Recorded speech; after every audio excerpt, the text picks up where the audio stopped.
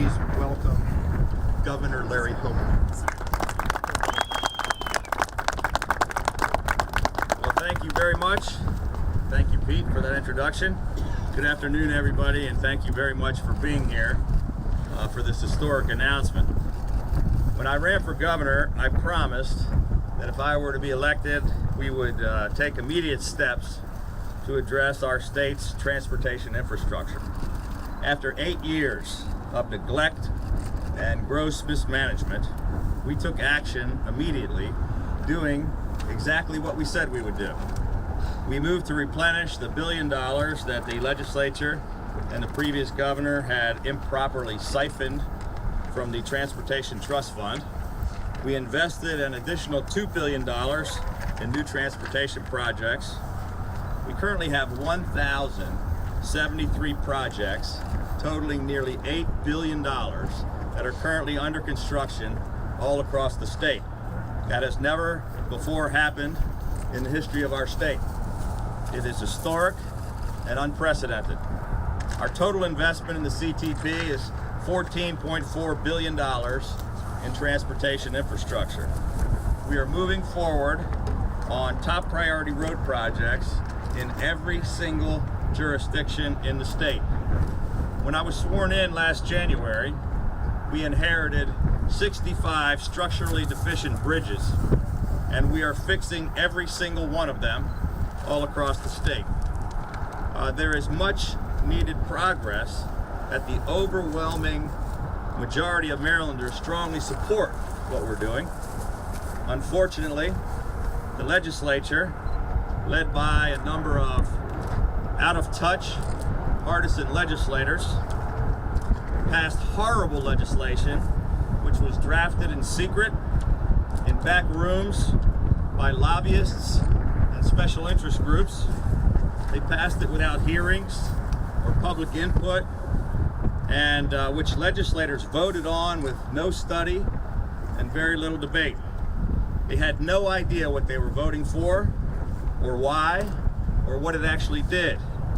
They didn't know who drafted the secret roadkill legislation, but they were told to vote for it and to not ask any questions.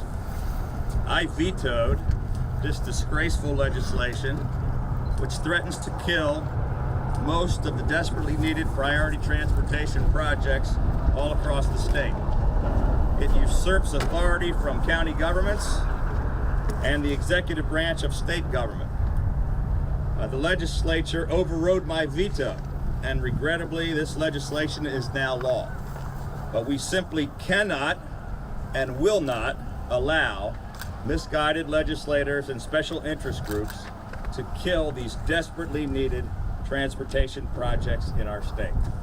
This session, we will begin by pushing for the full and immediate repeal of this terrible legislation. Unfortunately, the same misguided lawmakers who forced through that reckless law also passed another terrible, misguided transportation bill, which threatened our priority efforts here to replace the Harry Nice Bridge. Sadly, this effort was even led by local lawmakers here in Charles County, working strongly against the overwhelming desire of their constituents. They played political games by voting to delay and to interfere and even to potentially kill our ongoing efforts to replace this bridge.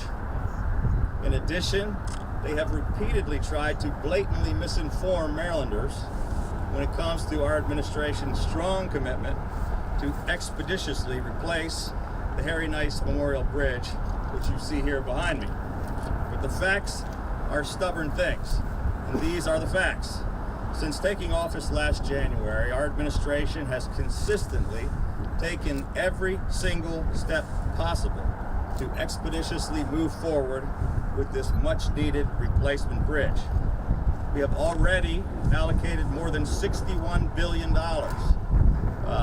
toward the Nice Bridge replacement for environmental studies, test borings, engineering, planning, right-of-way acquisition, and replacement designs. In June of last year, our administration, through the Board of Public Works, pushed through approval of a $15 million design and engineering contract for the replacement bridge. In spite of our strong commitment and continuing ongoing progress, the legislature passed a wildly misguided bill which arbitrarily mandated an annual spending schedule for our new bridge that in no way matched the fiscal realities of our construction plan. They set an arbitrary date of 2030, which would at a minimum delay us by at least 7 to 10 years, and which could potentially even kill our plans to construct a new bridge. I vetoed that legislation for the same reasons that I vetoed the roadkill bill, because it was intrusive, unnecessary, purely political, and counterproductive. Once again, we will not let them stop us from doing what the people want and moving forward on this project.